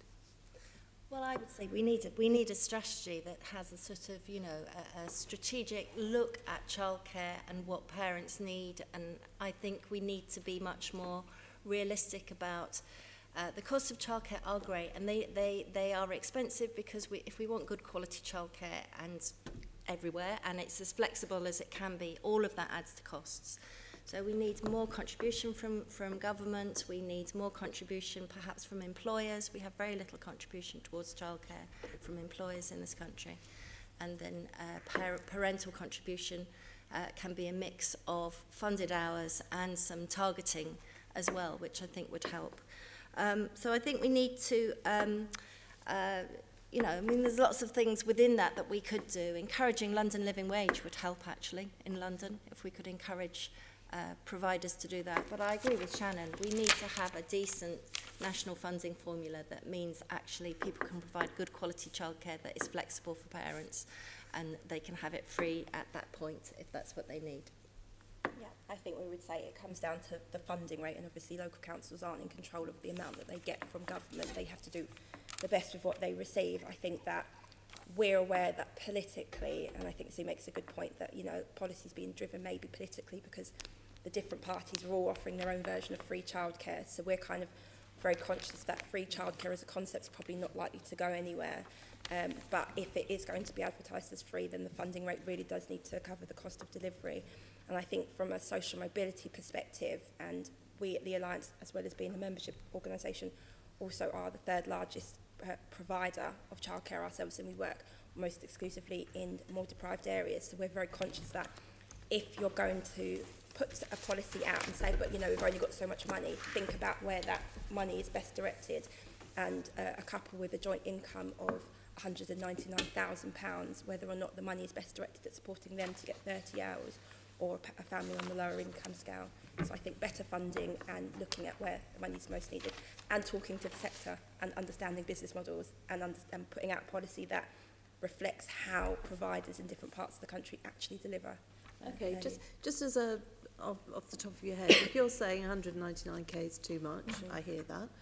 Where would you place it? I mean, again, I think this would be a good argument for not making policy on the hoof. You would need to do analysis as to how much money you have, how much money you can afford. So the government is saying at the moment, we put in 300 million in as additional rates, that's how much we can afford. We work backwards from that point and say, what can we do? Could you have it that families on lower income get 100% free, and it kind of tapers off to a subsidy as you go higher off? There's all sorts of options. I don't think I could sit here and say only parents up to 60k should get it, because I don't have the analysis to back that up, and I think that has been the problem, is that these numbers, 30 hours, Labour said 25, let's do 30. These numbers sound nice and they're very easy, but the work has not been done to say we got to this number because we put this analysis in and we've calculated this is the best approach. It's too flippant, and I think that is the issue, that there needs to be work with the sector, with OFSTED and local authorities and provider organisations and parent groups to work out how to make the strategy work. I don't think pulling numbers out of the air is helpful, and I think it's to an extent how we've kind of got to this position of difficulty. I think we all have to accept finding a number that would be acceptable would be very, very difficult in any event, because there's always going to be people on either side, and perhaps the higher earners are actually going out encouraged to go for whatever reason and paying more tax. I don't know. We could all sit for hours looking at different ways of looking at it. I would suggest that we'd all find it very, very difficult. I think it is very difficult, but I think the point that Penny made earlier in terms of the number of families that are missing out, foster parents, single parents with caring responsibilities or disabilities, there are a number of groups that, from a social mobility perspective, you would say should be given access. And the issue is that early years policy in this country has always had a kind of tension between childcare and early education. Government's been quite specific that this 30 hours is about childcare, it's about getting parents back to work, whereas most in the sector would say you can't define the two, you can't extract the two.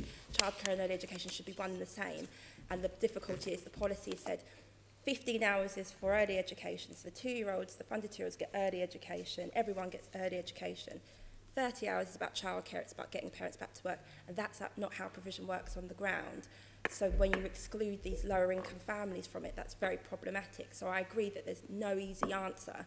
But I do think if you are rolling out a policy but saying, look, we've got limited money, it's a question that needs to be asked as to where that money is going, especially if you're pushing a social mobility agenda. Yeah, I accept that. Penny, have you got anything different to add? No, I suppose I go back to where I started, which is that OFSTED's role is to be the arbiters of quality, if you like, and I suppose you know, we are out there inspecting and reporting without fear or favour while all of this is going on in the background. So our job is to continue to try and drive improvement through inspection and making sure that parents have the information they need to make informed choices, I suppose. And I think if there is one area that I would definitely think where we need to be doing more as a whole is in that information for parents, and whether that's about the funding for 2-year-olds or about, you know, the deposit scheme or whatever. I think, you know, there is a raft of information there from an awful lot of different places for parents to try and get hold of and understand. Okay, thank you very much. Thank you. Thank you. We're now able to welcome Deputy Mayor Joanne McCartney, and sorry, I should say Deputy Mayor for Education and Childcare, Joanne McCartney, and also Sarah Wilkins, who is the Senior Programme Manager here at the GLA. So welcome to both of you. Joanne, we've just been hearing information to parents and also talking to and listening to the sector, things that our panel have been saying are things that could be helpful. But as a first question for you, what has the GLA been doing to help boroughs and providers to deliver the free childcare entitlement in London? Okay. Well, on the free entitlement, can I start by saying that in previous years there's been very little happening on early years in this building. Previous mayor said to me that there was no intervention he could find in early years. And so we're really starting to draw up a programme of intervention in early years. On the free early years uptake, we've chosen to focus on 2-year-old early education funding because all indicators, and Penny has confirmed this, indicate that if you get the most disadvantaged children at age 2 into that quality early years settings, that has the most impact on social mobility. So I was interested when Penny said earlier that actually they'd be able to track their 2-year-olds who got that early years, and they had better levels of children with a good level of development at age 5. And of course, if we focus on that, then that should follow through into the free 3- and 4-year-old offer as well. So I know you've got questions on our early years hubs model, so I'll leave that to one side for the moment, but that's one of our major interventions. Obviously, one of the good things that this building's good at is research and data. So we're putting a lot of effort into improving the research and data sets that we have around this area. We know that 3 and 4-year-old funding, although we have a list of the DfE codes that they've given out to parents, we don't yet know what the uptake is derived from those codes. So we'll have to wait a little further to see what the DfE actually tells us about uptake. We've been making the case alongside boroughs to central government, so we did a very robust response to the early years funding formula consultation. And I'm going to ask Sarah in a second just to talk about some discussions we've been having with the DfE about a new piece of research to do a deep dive into 3 and 4-year-olds, into the into 3 and 4-year-olds uptake and 2-year-old uptake, because we think they have further information that would help us develop better information for reaching parents who are not taking up that 2-year-old offer at the moment.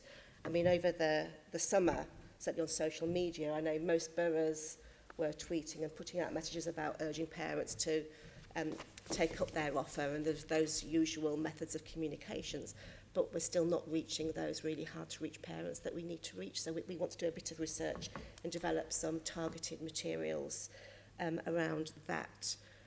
But Sarah, Sarah might be able to give a bit more information. Yeah, we've been working closely with DfE officers who have been saying that they are going to be conducting a deep dive into an analysis of the free entitlement uptake in London. And what we want to do is really kind of try and see if DfE can, through that deep dive, publish information which is at the moment is not publicly available, particularly with respect to the demography of who's taking up the 2 and 3 and 4-year-old offers. So information about kind of ethnicities, nationalities, age range and household types, which we're hoping that within their data that they have information on that which they can share through the deep dive. I think we're particularly interested in through that as well, parents' understanding and attitudes towards the extended entitlement, and thinking about what can make the difference between going back to work or not. So understanding that kind of pivotal point, particularly for those families who may have one parent working, to think, is this the extra hours, are they going to make a difference, and how we can translate that information through to the parents involved. You also asked about support to boroughs. I think it's fair to say we want to offer support but also challenge boroughs as well, because the statutory duty relies with the boroughs, although we do take the point that what we really need to have a really great early years system is just more funding into the system in total. But just over a week ago, the London Plan, the new London Plan, was published for consultation, and for the first time in there, we have, as well as a duty for local boroughs to plan for school places, there will now be a duty on local boroughs to plan for childcare places as well. So there's some quite a bit of talk about childcare in the new London Plan in terms of planning. We've also worked with London boroughs to develop a common template for the childcare sufficiency assessments. Boroughs have a duty to provide a sufficiency assessment so that they can understand their local borough, where the gaps are, where the provision gaps are, and to allow them to effectively intervene. At the moment, we know there are 2 boroughs that don't have, as far as we're aware, a current sufficiency audit, and their variation in length and quality. So, for example, they range across London from an 8-page sufficiency assessment to a 161-page sufficiency assessment in another borough. So there's a very wide range of quality. So we're hoping, and we're about to release our template, and we've been very welcomed by boroughs. We hope we can get some standardised reporting across London. And as part of that, we are going to be developing an early years section of the London Data Store, which will hold and publish information that boroughs could just take out and put into their own assessments. It would also enable them to compare their data with other boroughs' data, and hopefully that will indicate where they need to improve and that where they could see that where they could go to improve. And as part of the draft London Plan, GLA Economics will also be publishing a childcare demand projections, and we're estimating, this is quite conservative estimate that over the life of the next London plan, we will need at least an additional 71,000 childcare places in London. It's an awful lot. Yeah. Can I just ask that you said this range between boroughs in terms of their engagement with all of this, from an 8-page assessment to I think it was 161 pages. Are you able to name those boroughs, or can you share that with the committee? What do you think? Or are there boroughs that didn't engage? Well, we hope they're all going to engage with our new sufficiency assessment. Certainly we've been working across London with local authorities to try and standardise. So we have a really good benchmark across the city, because at the moment, if you don't know the problem, you can't intervene effectively. Indeed, no, data, having good data is definitely Absolutely, a good thing. I think with respect to the range of small is not necessarily bad. So there was an average, I think, of about 30 pages, which covered a huge number of indicators. Yep. So there's not necessarily a need for 161 pages. And I think that's why it's so useful to have kind of a standardised template, which we put together very closely with local authorities, with a high degree of consultation with local authorities about what should be in or shouldn't be in the template. And within it, we've kind of got these are the core questions, these are the optional ones. So there is flexibility for local authorities in how they then complete the sufficiency audit, but it will be great for comparison across London. I'm about to bring in Assembly Member Arnold on early years hubs, but first of all, Fiona wanted to come in. Hopefully a very quick question to Sarah, if I might, just in terms of clarification. You mentioned the piece of work the DfE is doing, the deep dive on sort of taking up of 30 hours. One of the issues we covered earlier was the impact or potential impact of the 30 hours on the 15-hour provision, and I just wondered whether you were aware of whether the piece of work the DfE is doing is going to cover impact on other areas within the sector.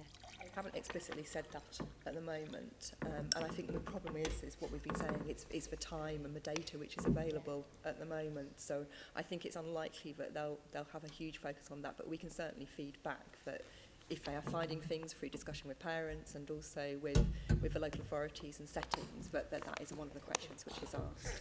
Okay. Can I say on that as well, London's very different in that nationally 2-year-olds are funded at a higher rate than 3-year-olds. In London, 3-year-olds and 4-year-olds are funded at a higher rate than 2-year-olds, which I think why we have the concern whether providers will shift their free places to 3-year-olds as opposed to their 2-year-olds. Thank you. Yes, thanks, Chair.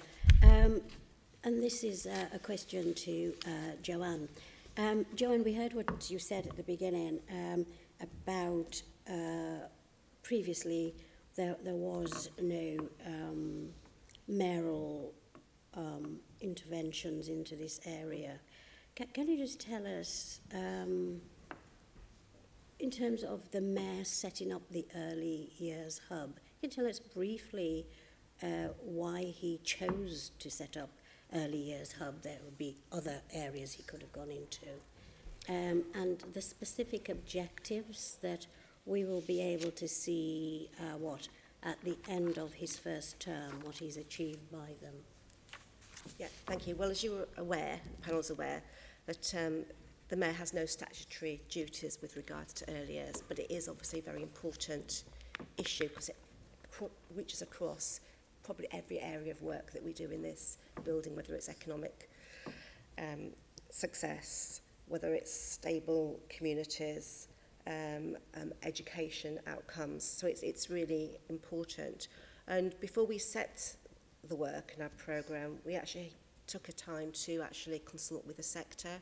We talked to OFSTED, we talked to London boroughs, some people, organisations around this table about where it was that we could best intervene.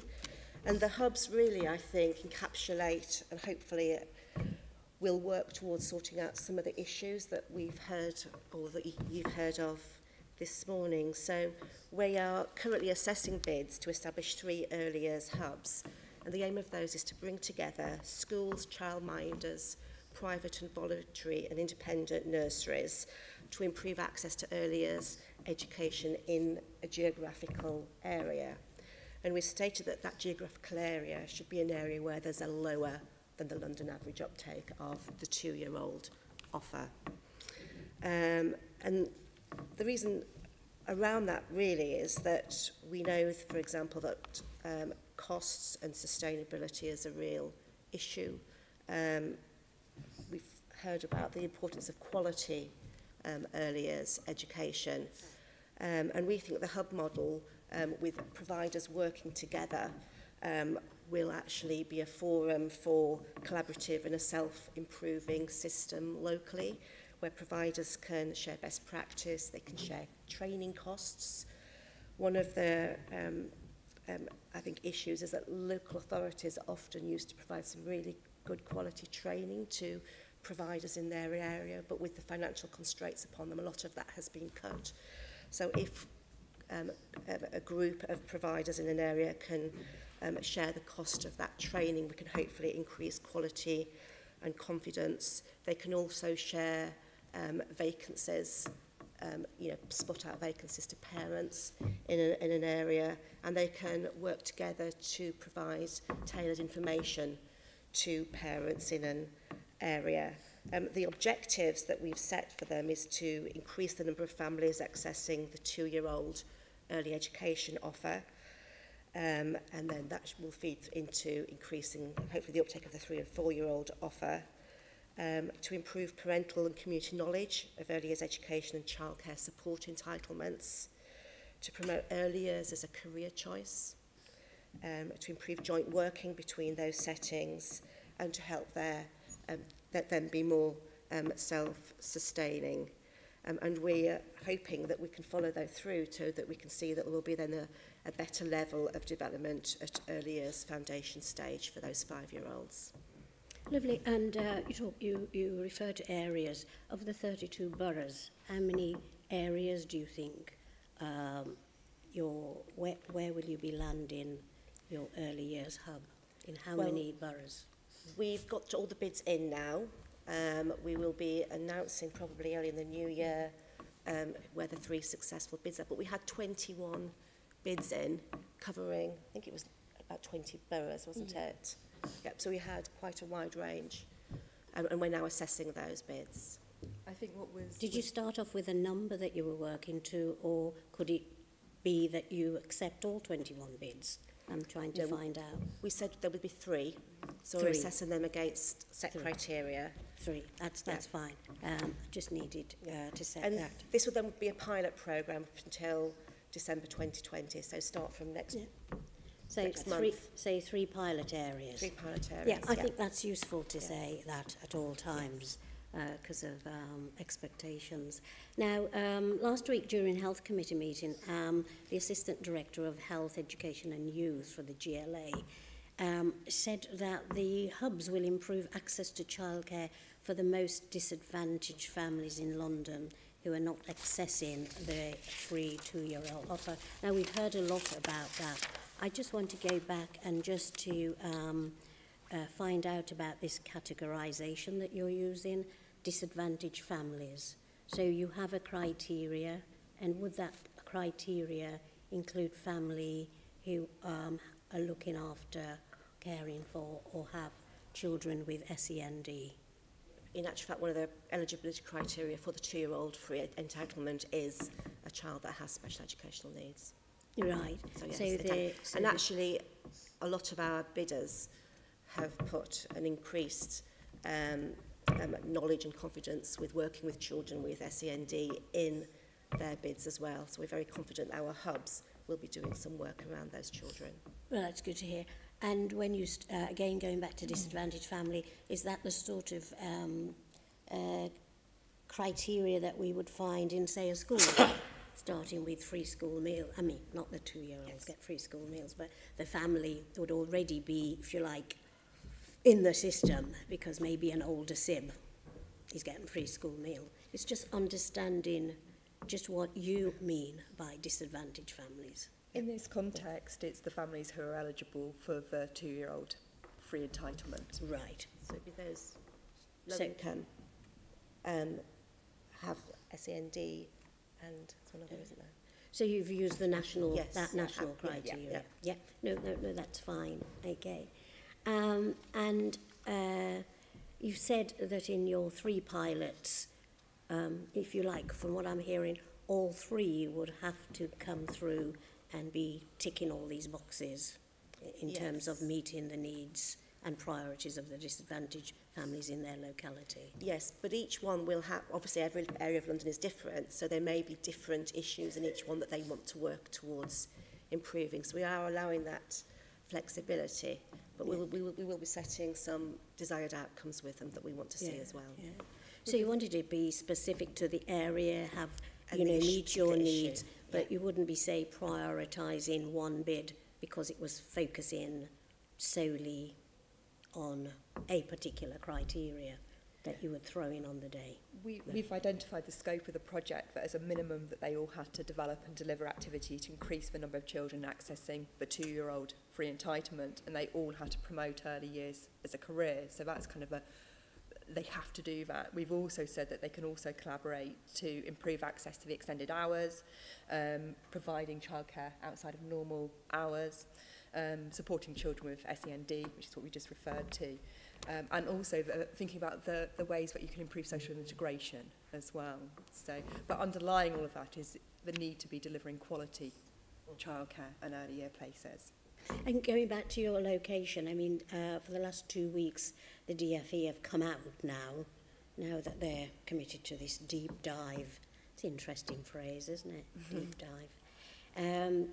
And it's clear that they have the information about the locations where there hasn't been the uptake.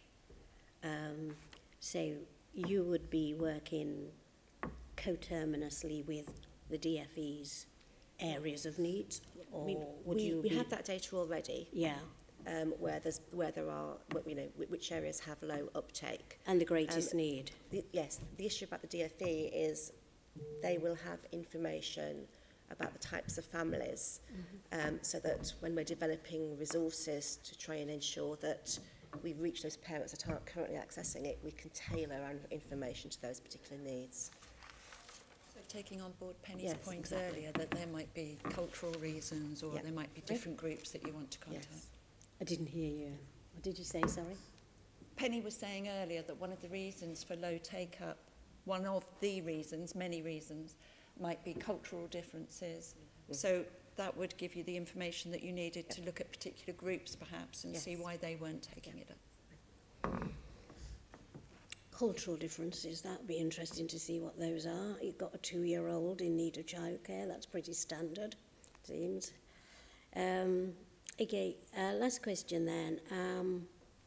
We're hearing a lot about how the early years hub, the expectations is that there'll be an improved collaboration across the early years setting, and that somehow will contribute to affordable childcare.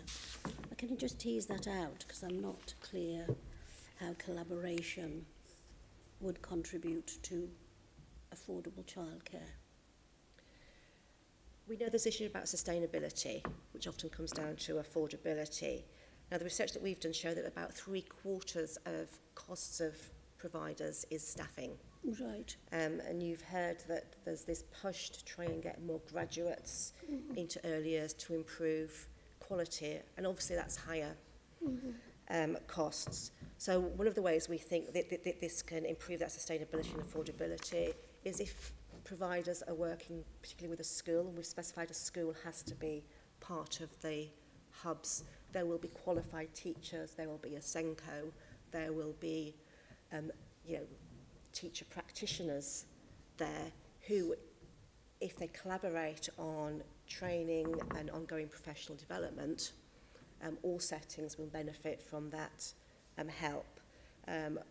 Part of the other costs that nurseries and providers face as training costs, and although all early years settings and all staff have to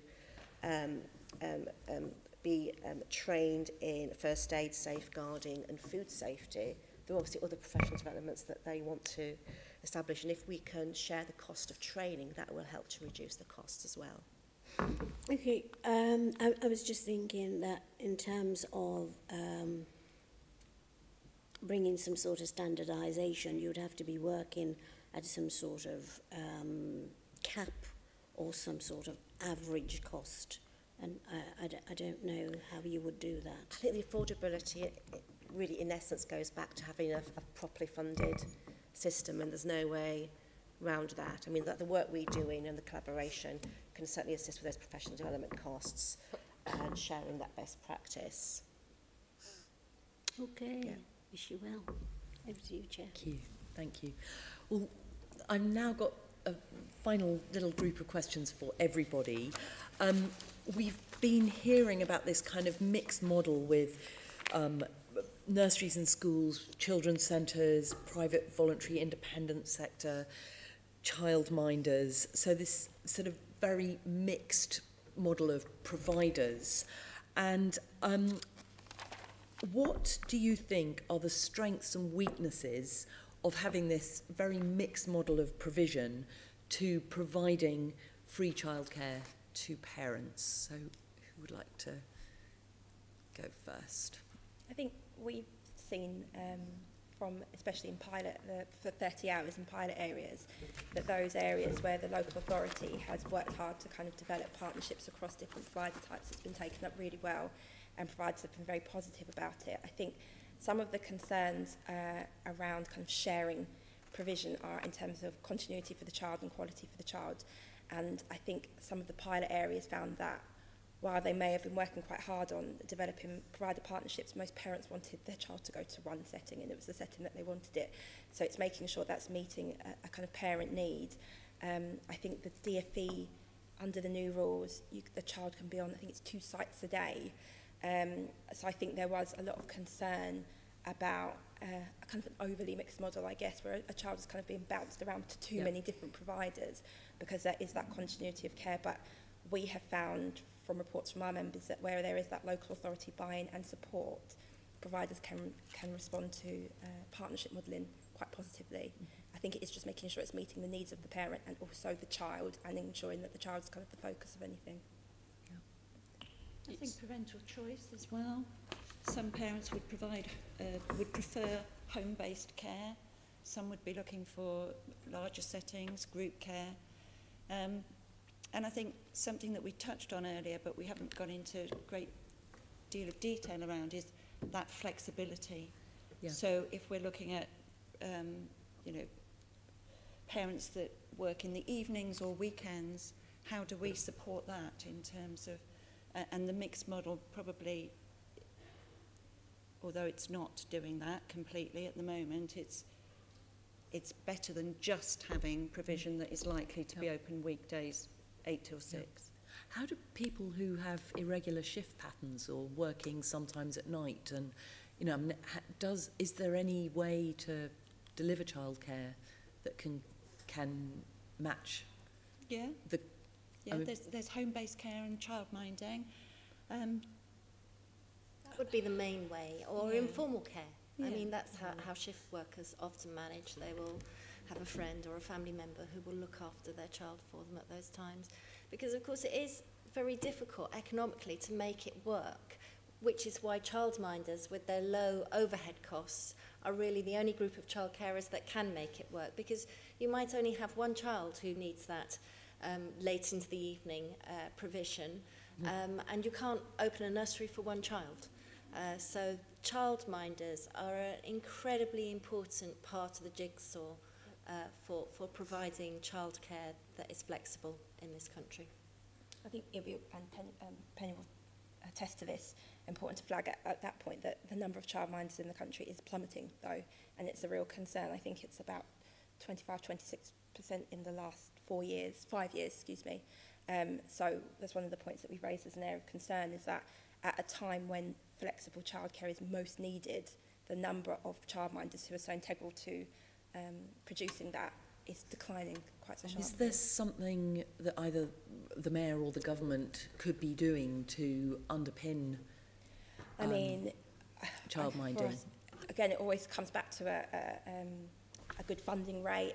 things like, I think Sue might have mentioned before, some of the rules around related children, the fact that childminders aren't allowed to claim funding for their own children, things like that. There are specific policies that can be looked at. Unfortunately, at the moment, there's still a lot of focus on childminder agencies as a policy to support childminders, which hasn't really taken off at all. And I don't think there's, again, a lot of engagement with the childminding sector to kind of ask the question, why are childminders leaving? What could we do to make you stay? What would do that? The government has acknowledged that childminders are kind of key to the provision of flexible childcare, but the next step hasn't been taken to kind of ask what could be done to kind of buck the trend. And it's just continuous. Every time Ofsted releases their quarterly stats, we tend to see a further decline in the numbers. The very latest stats do show only a 1 percentage point decline. And we haven't actually seen the change in places because we've actually seen a slight increase in sort of nursery provision. But absolutely since, well, 2012, definitely, we've seen declining numbers across the country. Yeah. And actually, just to add to that, the funding formula, the single funding formula, has not helped childminders. Sorry, has or hasn't? It hasn't, because childminders have, while they have low overheads, of course they don't, their costs don't decrease in the same way that they do in nurseries, because in a nursery you need 1 adult to every 4 children, and then when the child becomes 3, you have 1 adult to every 8 children. Those numbers don't work like that for childminders. So having one rate for all 3 and 4-year-old children, for us, it meant that we ended up paying childminders slightly less than we were paying them before, because we knew they didn't benefit from the different ratios in the way that nurseries do. So I think some of the funding that has come in, it's a bit of a blunt instrument. Of course, there were times when certain parts of the sector were not funded perhaps adequately, but we also haven't taken into account the costs of different type of providers have properly, or the children that they look after and their needs. Sue? Yeah, I would just answer your original question about the strengths and weaknesses of the mixed model. I think the obvious strength is choice, parental choice. Every child is different, and every parent has a different wish about what, the kind of setting they want to see their child in. Some want home-based, some like the idea of being maintained for the educational, and that's obviously great, but I think the overwhelming issue with it is that the way government approaches childcare is it sees it as just one thing, and we need a different strategy for each part of it. And I think, we've spoken today a lot about childminders. Childminders, I can't stress enough, is the forgotten part of the whole sector, and I'm delighted to hear they'll be part of the early years hub. I think that's really crucial. But there's a lot more that needs to be done on them, because go back to your question about the nighttime, what happens to shift. There's a huge nighttime economy in London. There's very little, unless you have a parent or a sister or something that lives locally, happens to live locally. You're in a lot of trouble as a parent if you have a different shift pattern to one that nurseries are open for. Yeah. London has a lot of dispersed families. It has a lot of dispersed families. Yes. You don't necessarily have your parents living up the road to help you with childcare. Yeah, indeed. I've got Fiona and Jeanette who've indicated. Yeah, my question was actually around the fact that we hadn't covered on the need to look at sort of flexible in terms of people working on night shifts, potentially people on 0 hours contracts as well. So, and I think that it is something that would be useful to look at in a bit more depth, because I know from previous investigations we've done that there's lower levels of childcare from family and friends in London than other parts of the country as well. Probably going back to the point that people are more dispersed for sort of their sort of caring, their sort of immediate family. But I think that obviously we've got Penny here from Islington.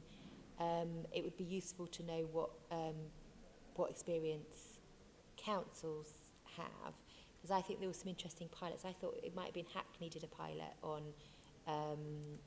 childcare aimed at people who had sort of irregular hours or shifts. Brent did as well. Brent did, and I think that it'd be really useful to sort of pick up in what we follow through from this in terms of looking at what councils have been doing and how successful it's been. I think that it was mentioned in one of the previous investigations, but I can't remember ever seeing anything sort of subsequently about sort of it being then introduced. So I suspect there may have been issues with sort of rolling something like that out, because by definition it's quite difficult to find childcare models that work for everybody, and clearly for lower paid workers, having a nanny or childminder in your home is quite an expensive option that probably isn't available to people. Childminding is usually you take your child to the childminder's home. Yes, but other people who've got long hours or flexible hours would have somebody come into the home. So nannies are available and used by people who can afford them in London, or an au pair, but those by default will not be available to people on the lowest income. So it's sort of what is out there that is sort of for people on low incomes. It is childminders. We have a very busy family information service, and I wouldn't say we got an awful lot of calls around flexible working and people needing to have childcare for the night shift or whatever, because I think people do make their own arrangements very often. But when we do, then the option is childminders, and we will work with, we have a number of childminders who we know are willing to, you know, have children stay overnight, all those sorts of things, and we will work with those parents to broker an agreement where we can. It's the affordability issue though, because I would presume that a childminder having a child stay overnight might charge a slightly different rate than during the day. So it's kind of looking at how we make sure that there's a model out there that works for people. I'm not aware that they charge anymore. Right, okay. It's an hourly rate, and you know, a child overnight is actually asleep. Joy. True. If they're asleep. Yeah, okay, no, that's interesting. I mean, it's just useful, because I think that we hadn't covered it, and I was pleased that it did get picked up in this section. But that was the point I was going to make, really. But great. Thank you. Jeanette. No, just following on, I mean, just from my experience of many years of night working, say in health, you don't enter into night working without sorting out your childcare before you don't leave it to the state. It is very much something that you organise through family and friends, and childcare is part of that. So when people talk about the night, it's something that people sort of have to plan. But I was just wondering if in the data collection we could pick up, or you'll be picking up, issues to do with accommodation. Because clearly if you're renting accommodation, and no matter how willing you are to help care for a child or bring in somebody to stay with a child, if you've only got a one-bedroom flat, you know, all of that is limitation. So I don't know if you're flagging up, if you like, the accommodation of families that haven't picked up services, because I just think that's part and parcel with living in London. Is that for Joanne? Yeah, for Joanne, yeah. What I would say is about the flexibility, it is child minders, and we've done a piece of work. We've got the Family Childcare Trust to do a bit of research, and they talked about 10 childminders trying to look at patterns, and the only common thing that came across was that the level of administration that's now involved that was putting them off. But apart from that, there was no really common factor as to why they were choosing to leave the profession. But I would say, you know, parents do want their children in a bed overnight. They don't want to be picking them up on social hours. And when many years ago, when we had the neighbourhood nursery programme, and I was chairing Enfield's rollout of it, we did give money to the North Mid Hospital to try and do some of that flexible childcare, and actually there were no takers for it, so it soon stopped. But when you look at accommodation as a factor, I just yeah, think... I think you're talking about accommodation in childminder settings. Yeah, and obviously having that spare bedroom for overnight. But I'm not sure that's a great. That would be part of our registration and inspection check, if you like. If they were providing overnight care, then we would be looking to ensure that the accommodation was suitable and safe and appropriate. I've just got one more final question, which sort of picks up more on this flexibility issue, which is, you know, is there anything else that could be being done to promote innovative models of childcare provision, and, you know, perhaps with collaboration between different providers, but also just innovative models to cope with the sort of flexibility that parents need with the kind of very uneven working patterns that many people have to put up with. Everyone's. I think it's interesting to see how the pilot hubs will look at this, because they're going to look in their areas with a broad range of providers with the childminders, PVIs and maintained settings to really identify what the need for parents are and why they're not taking up childcare. And I think when they're looking at their needs analysis, I think the flexibility and the need for flexible childcare will come up, and hopefully they will come to some solutions across that group. And I think this is one of these where we need to watch this space slightly. Great. Anyone else want to chip in? Anything else? I think it'd be very interesting to see how the hubs work, but also to acknowledge that they will have had funding that supports that. And what so often happens is that you have some great pilots, but then the funding ceases. And actually being able to roll that out further is problematical. And I think the other thing about childcarers is, whether we like it or not, to some extent they are all in competition with each other. You know, they want to, yes, of course, when you talk to them, they want to work together, but actually we also know that you know, they want these children in their settings, and I think we have to acknowledge the reality of that. It is a business, childcare, and that brings its problems as well. Thank you. I've learnt so much. I think everyone has learnt an awful lot this morning about the complexity of it. I think probably when your children are young and you're sort of going through it, you're so in it. It's very interesting to be able to step back and take an overview, and it's really useful to hear about all the new data that's going to be, you know, the kind of stuff going into the London data store on early years. You know, that's really useful, that we're actually going to have the figures to be able to understand exactly what's happening in this sector. But if I can thank all our guests for your contributions, hugely appreciated. And can I also ask the committee to note the report and the discussion with our invited guests today? Thank you. Can I also ask the committee to note the work programme and priorities for 2017-18, which is set out in the work programme report in paragraphs 4.2 to 4.7? Excellent, thank you. Please can I also ask the committee to note the next meeting is scheduled for the 16th of January 2018 at 10 o'clock in Committee Room 5 at City Hall. Thank you. There is no other urgent business, so that concludes the meeting. GLA Chamber Sound.